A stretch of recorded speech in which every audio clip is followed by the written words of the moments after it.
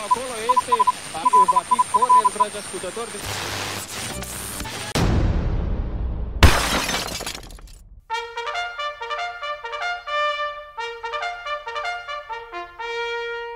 Hello, Valverde. Welcome back. Welcome back to the leather-clad, comfy confines of Richard's living room. Richard, my pipe and slippers, please. Fuck off. Excellent.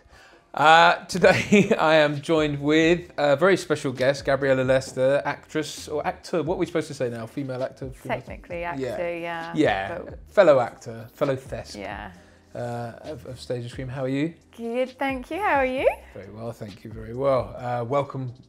I'm saying welcome back. We're releasing these in reverse order, so it feels a bit weird to say Yeah. hi for the first time to Valverde Broadcasting. But hello, what's this? Director cameo, I thought. The table looked empty, so I put Zippy. Zippy. It's for having continuity issues. Okay. Zippy. We're here to talk about Zippy. Zippy today.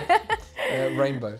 No. I don't know a lot about that, I'm afraid. Do you not? No. Well, that was full of weird sexual. Yeah, this is what I mean. Stuff. Anyway, forget that. It's not what we're going to talk about, but it's relevant in some way. No, we're going today we want to sort of talk about broadly the action genre, and hopefully get a different take on it from you, because I think you'll offer a really good different viewpoint, because you grew up on and were into the same kind of action films that I was, and have equally as much reverence for them, you know, we've kind of sat around and shot shit on certain ones, but it'd be great to sort of unpick them and kind of talk about them. So where's the best place to start, do you think? Die Hard? Is Die Hard the kind of... yeah, let's do Die Hard first, because it's probably the basis of the majority of the good action movies. Right, so based on a book called... Richard? Oh, sorry. What's it called? Listen, Richard. I'm loving how shambolic this episode is. Die Hard is based on Nothing Lasts Forever. That's it. By Roderick Thorpe. Thank you. Nothing Lasts Forever by Roderick Thorpe, which was originally made into a film called The Detective, starring Frank Sinatra. Excellent. Which is why Frank Sinatra was contracted essentially to play John McClane from the get-go, and they had to get him to give it up in order for I Bruce just Willis feel to... like I don't know how that could have worked. No. For me, like, Bruce Willis is John McClane. Yeah, well, he would have done it his way. But I think it would have been... He was also like 65. Yeah, I mean, I can't see him running on a building and, you know, No. saving people. So it would have been... So I think he was, you know, I think that was wise of him to relinquish the that role. But so obviously it was this... And I'm sure there's examples of it from earlier cinema, but it was this sort of capable but kind of everyman trapped in an inescapable situation. Yeah. Is that what do you sort of love about Die Hard? What's the kind of... I just love a good action film that's done well. Okay. It's believable, but yet a bit like, oh, it's not going to happen, but still I'm there. When I'm watching it, I'm in it, you know. Right. To me, it is a classic. But is it the... And it doesn't matter, I suppose, but is it the plight of John McClane? Is it the kind of... the scenario that you find kind of... that draws you in, or is it partly. Yeah, partly. You know, obviously his wife's in the building. It's saving her. It's the whole macho hero thing. Somebody coming as a girl, coming to save you. I guess maybe I like that idea. I just like a good action film, and there's always something happening. Yeah. There's no kind of lull. There's no minute where you think, oh, nothing's really happening right now. It's like this. As soon as you're sat down and you're watching it, that's it for the next 2 hours. It's very much a roller coaster. You know, and I like that. I like that in a film. Yeah. Okay, cool. Yeah, because I think, you know, we often talk about it in the context of the male power fantasy and being kind of the hero of a situation on it single-handedly pretty much. Although he does obviously have help from outside. But it's against all odds. He's the, you know, the good guys don't even believe him. And then it's the sort of princess at the top of the tower thing that you'll get, you know. Being rescued which is, you know, for men as well, there's a lot that plays into that they want to be able to do that. The hero. Yeah, exactly. So I think that's generally what attracts people to it. But like you said, I think it is just a good story, well told at the end of the day, and everything. Okay, so moving on from that, which was what, 87. It's 87. Is that is the year? It's the fulcrum year for a lot of what we're discussing. So, Or it might be 88. yeah. Oh yeah, no, I think it was. Hashtag research. Yeah. Do your research. Don't comment. Or do. I mean, so yeah, moving kind of into the early 90s, then we're sort of talking about more things like you got Under Siege, which was what, 91, 1990, something like that, which is, you know, essentially Die Hard on a boat. With the sort of... It didn't have as much of an impact for me as Die Hard, and then Die Hard with a Vengeance. I feel like the second one kind of got lost a little bit. Die Hard 2? Yes. Yeah, well, that is often talked about as sort of, it's the least Die Hard film in a way. Okay, yeah. I see that. But obviously 1 and 3 were directed by John McTiernan, so they're very of a piece. They kind of feel like the same thing.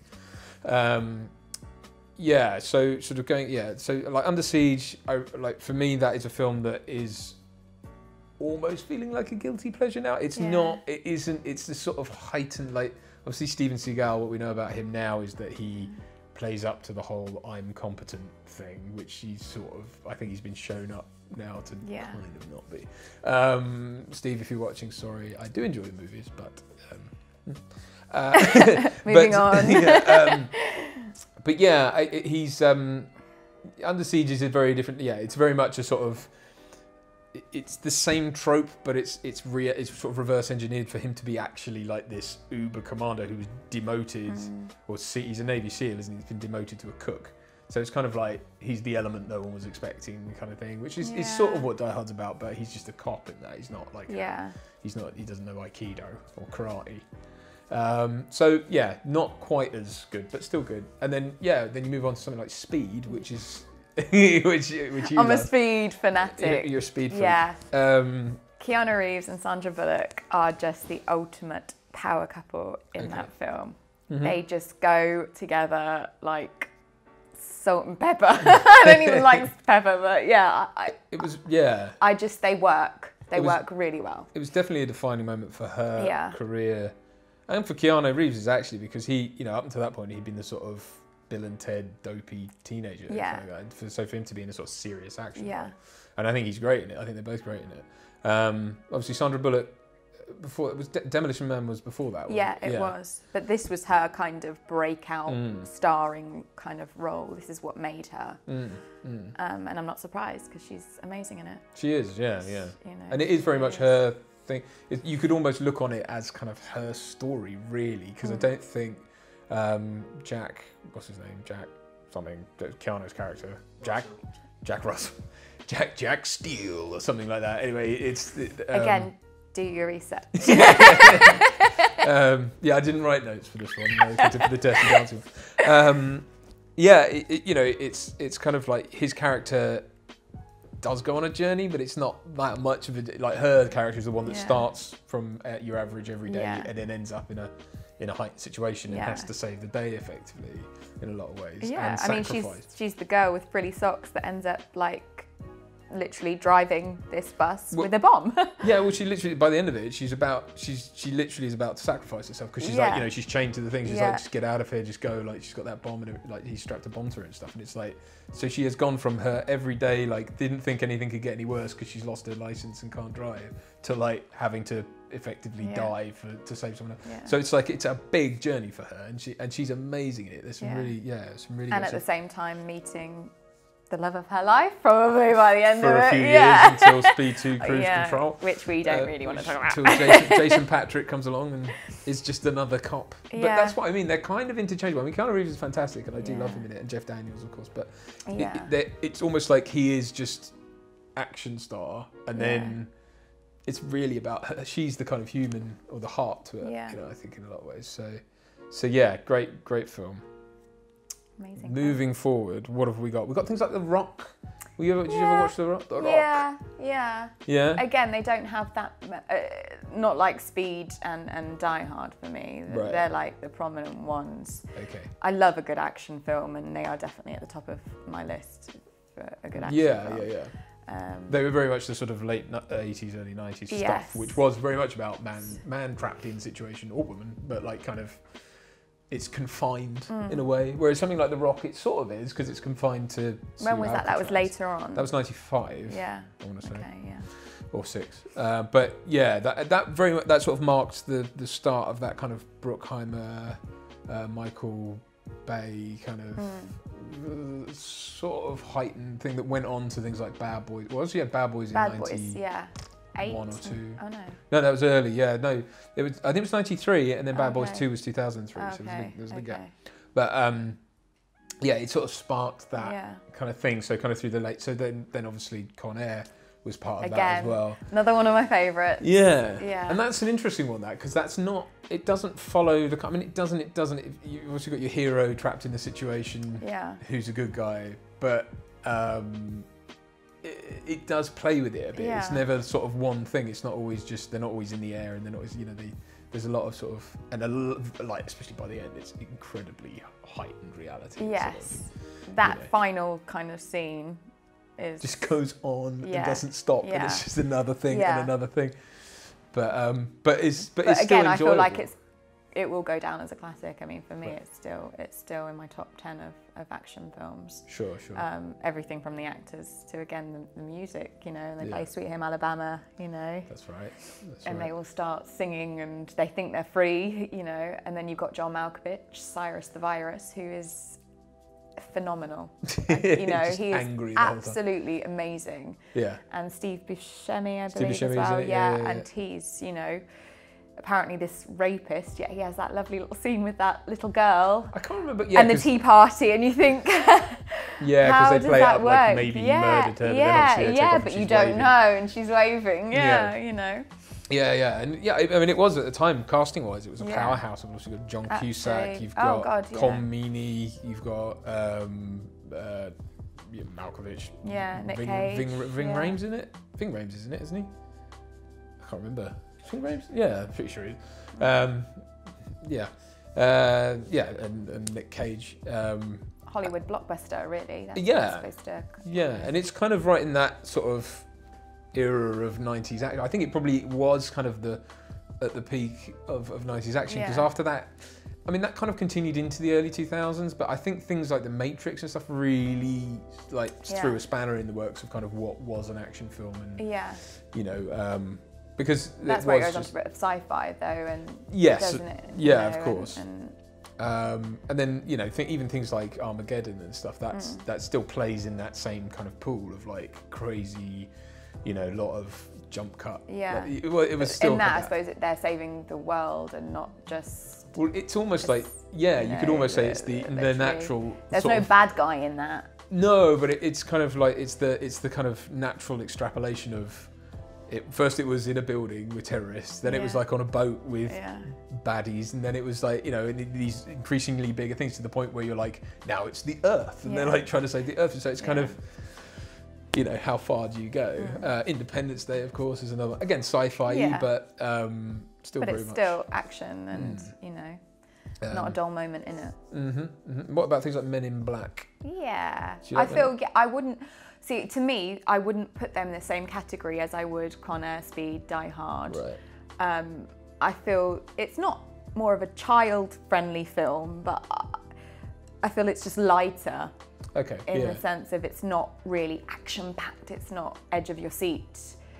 I feel like there's some comedic bits in Men in Black, Oh, yeah, whereas yeah. I feel like in things like Speed, and it's not so much focused on, it is just an action film with a hint of romance in it. Yeah. Well, it's very much they're action thrillers, and then there's action sci-fi. Yeah. Because is that a thing? Because I know my wife, who you're very good friends with, hates sci-fi. Like anytime there's anything sort of remotely sci-fi, Yeah, she's within not on she's it. like, no, Yeah. I'm out. Do you think that's the thing that sort of divides? I mean, I can't obviously I'm talking in total broad strokes here. Yeah. Do you think that is a lot like what a lot of turns? Like why there isn't the sort of female following for Yeah. something like Predator or Yeah. Aliens? Because Aliens is often talked about as this thing which obviously has a very strong female lead, Yeah. and wonderfully so. But doesn't necessarily have the female following. I mean, maybe it No. does, but I feel, this is personal, I'm a big action fan anyway. Sure. But I feel like a lot of women like action films with that hint of romance. yeah. So it's being an all romantic and saying, oh, the guy gets the girl in the end kind of thing. Yeah. And that's obviously what happens with things like Speed and Con Air. He's going home to his wife and his little girl that he's not met. And, Yeah. you know, it's that kind of, it tugs on your heart more so than, you know, things like Predator, and they're not really, No, absolutely. you know, and that's probably why it doesn't have such a big female following. No. I remember reading. What did I was in Total Film or something. They summed up Predator thusly: that it was a ludicrous machinations of masculinity undone by a vagina with tusks. Lovely. That's pretty much how that, you know. And I'm like, and it's I mean, it is ludicrous, like male fantasy, completely destroyed by something. But it's that's very much a sort of macho silly fest, really. Like Die Hard, for example, like what's interesting about Die Hard actually is the romantic element is there, but it's not there. They start from a place of estrangement. So it's like, you know, she's Holly Gennaro, she's not Holly McClane. She's got, you know, she's sort of, it's almost like she's been stolen away by, you know, the corporation she works for and stuff like that. And then as the films go on, they're still quite estranged, and you know, come the third one, even they're not really talking anymore, and it's like, and I think there's a tendency for guys, I think, to romanticize that kind of dysfunctionality, you know, to be the kind of the hero, but the reluctant hero, and the one who's like, you know, he eats cigarettes for breakfast and drinks whiskey at lunchtime, and he's just the bad cop who's got, you know, and it's that sort of, I don't know what it is, to be a sort of just schlubby idiot, but like somehow, you know, hyper competent at the same time, and I don't know what that is. It's that thing, because it's like things like country singers and that kind of thing. It's that kind of like drink my whiskey and play my guitar. It's proper man. I don't know. I guess to, so. But there's that element of failure about it that we seem to sort of romanticize, and there is something attractive about it. But I don't know why. Maybe that's the next. Anyway, episode, sorry, but that's just the thing I was thinking about. So okay, so moving into the 2000s, what else have you? What did you said before we were rolling? What was the film you said? White House Down. White House. Olympus Okay, Has Fallen. So all those kind of like the newer action stars that have come out. Interestingly, Channing Tatum is someone to talk about in the context of things like Dirty Dancing, like an action star who came out of a kind of dance. Absolutely, yeah, because he was the original Step Up. Right. Which is like kind of like what Patrick Swayze did. Obviously, he went on to do lots of action stuff. So those films, I don't know, for me, and it might just be because of the stage of life I was at when they came out, never rung as they're sort of very CGI laden, very kind of hyper unrealistic. Yeah, and I think that's what gets me as well. They don't feel like classics. I feel like the special effects and things, I think as you get on, it's like they've overdone it in a sense, and you're like, that's so not realistic. Like, I like an action film, but I want to feel it, and I want it could be real. What about something like Bourne Identity? Then, oh yeah. And all that stuff? Yeah. No, I am into Bourne Identity, Jason Bourne. Because that period is sort of, I would say 2005 to sort of 2012ish. There was that real push for, like, so obviously Batman Begins happened. Then like Casino Royale was all that trying to go back to a very realistic interpretation of violence, which is why the ambulance just turned up. It was very much like all the punches connected, everything. There was consequence to all the violence, which, you know, arguably had been missing. What about? I'm jumping back in time again, but what about something like A Lethal Weapon? Oh yeah. Okay, he doesn't love Lethal Weapon. Yeah. You do? Okay, yeah, cool. I do. Yeah. It's very, I mean, obviously it's written by Shane Black. It's very much a part of that kind of 80s, you know, but it's a buddy cop thing at the end of the day. So it's kind of like, it's all about the good cop saving the day. Yeah. You know. What's interesting about the first one as well is that one of the most powerful things about it is the absence of I mean, apart from obviously Murtaugh is married and is a family man, but there's Riggs's absence of romance and love in his life, which is like, but there's that incredibly powerful scene when he's like wants to kill himself basically and doesn't, and he's sort of talking to his dead wife and everything, and it's like that. I don't know, does that still hold the same sort of appeal for you? Yeah, Is it- absolutely. I feel like that, in some sense, that makes an action film a bit more appealing when there's a bit more of an emotional side to it, because women, we're known to be a bit more emotional than men. Yeah. And talk about feelings and all of that jazz. So I feel like, you know, when there is a scene that actually could tug on your heartstrings a bit and get you, you're like, it's not just an action film, there's more to it, you know. It's character driven. I mean, I come back to that, you know, I think that is what's really, as long as there's that kernel of human truth, absolutely, you'll believe anything. But the trouble with something like Whitehorse is it's just sort of, not that I haven't seen that. I've seen London Has Fallen. Have you seen the Olympus Has Fallen, No. the first one? Because London Has Fallen, I'm a Gerard Butler fan, and that's not great, but Olympus Has Fallen is better, and that was the first one. Right. Okay. It all stems back to, there was an episode of 24 from season 7 or something, where the White House is stormed and they have to it gets taken over by Tony Todd, the Candyman himself. Yeah. And they have to fight their way out, and it's sort of like everything seems, I'm sure that's not true, but that seems to have then just been extrapolated out into movies. Yeah. But it's, it doesn't, well, okay, I can only speak from London Has Fallen, but it just never felt like, you've got this hyper competent guy who just goes around kicking ass, and there's no sort of threat or danger to him. Yeah. Invariably, there'll be a point where he gets knocked to the floor, the gun's out of his hand, the bad guy's standing over him and with you're the like, gun, and then someone comes from off screen and shoots them, and that just happens all the time. Yeah. It's just the get out of jail free card. But it feels like it's been done so many times before. It happens in everything. Once you've seen one, you've seen them all. But that's why I think if they're done well, I don't mind watching something that's had the same kind of storyline as something else. Right. As long as it's done well. Pretty much everything we've just listed is part of the same mold, right? Yeah, It's absolutely. What makes it unique, I suppose, is the characters involved. It's the damage, I suppose. This is how, in what way are they damaged? Like, John McClane's interesting because he's a very flawed and damaged human being, and it's the same with like Martin Riggs and Cameron Poe, is it, from Con Air? Yeah. You know, they're sort of down on their luck and they're damaged.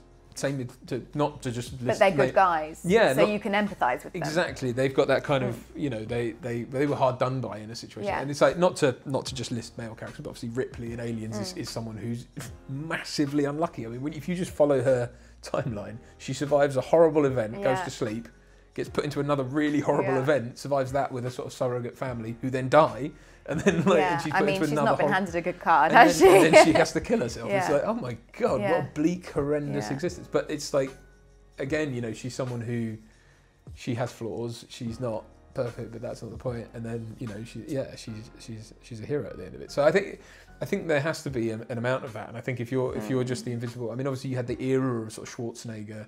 People tend to lump Stallone in the same category. I think he did a bit of it, but I think he was he did Daylight, didn't he? He did do Daylight. And that was, I enjoyed that. Yeah? Yeah. Well, that's sort of another, that plays in another kind of the disaster action film. Yeah, as well. exactly. Like, and the hero, the unsung hero, he wasn't supposed to be. Like Dante's Peak? Yes, yeah. I like yeah, was that Pierce Brosnan? Yes, Pierce. Yeah. There he was. Mountains, volcanoes. Yeah. And what's the other? Volcano. Volcano, Tommy Lee. Tommy Lee. Yeah. That one's a bit. You're like, sorry. Because Tommy. it wasn't really a volcano. It was just Los Angeles exploding slowly over the course of a few hours. But I didn't mind it. I saw that in the cinema, I think. But interesting. I think I don't know what is that universal appeal. I mean, because and now we're kind of in the era of the superhero thing. Do you watch a lot of that, like Marvel and stuff? Not really.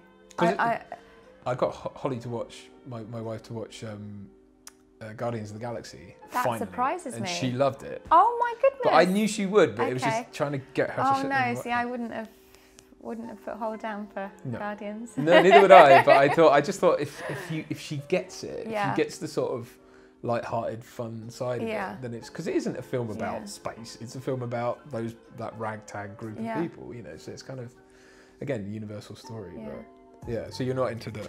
I'll watch it. Yeah. But I've not got the same enthusiasm as I have for the likes of Speed and Die Hard and Con Air. Yeah. Okay, cool. Yeah. So, all right. So it's very much the kind of action. Classic thriller. action. Yeah.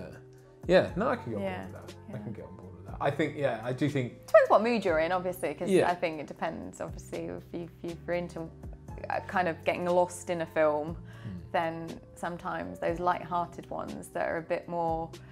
If you're just trying to kill some time and You know, possibly brain but cells. if you just want then- to watch an action Yeah, film yeah. and be on the edge of your seat for 2 hours, then Yeah, well, it all came from that idealized thing as well of like the Schwarzeneggers. They were like they ushered in that era of like macho hero. macho hero. Yeah. Doesn't have to have much between the eyes. Like Yeah. can just be like a big burly. Yeah. And there's something to be said. I mean, we all let's be honest. We all love a bit of Commando every now and again, and Raw Deal. Yeah. But yeah, interesting. Yeah. Well, thank you very much for sitting Very down. and talking about it, welcome. 'cause that was really cool to kind of My take on action get another film. yeah, and I think we're all a fan of those here. So Yeah. please join us again next time when we'll be talking about blah, blah, blah, Mr. Black or whatever insert thing here. Richard's shaking his head over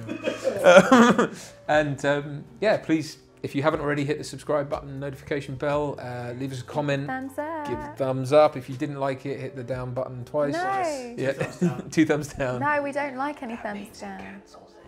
Oh, okay. And leave us a I didn't comment. like that. Please spread the word and join us on Patreon if you'd be so kind. We really appreciate that. Links all below. Links to find. Flog the merchandise. The merchandise. Yeah, there'll probably be an ad for that on the end of this. But please head over to redbubble.com/people/Valverde Podcasting Shop. Nailed Valverde it. Shop. Valverde Shop. Sorry. Okay, let's Get, do get that. it right, don't. This is an outrageously sharp. Take 2. So that's what happens when you put me in charge. Please join us again next time. Looking forward to it. Cheers. Goodbye. Support your 7th or 8th favourite YouTube channel by buying crap, tat, junk, hogwash and filth at redbubble.com/people/Valverde Shop.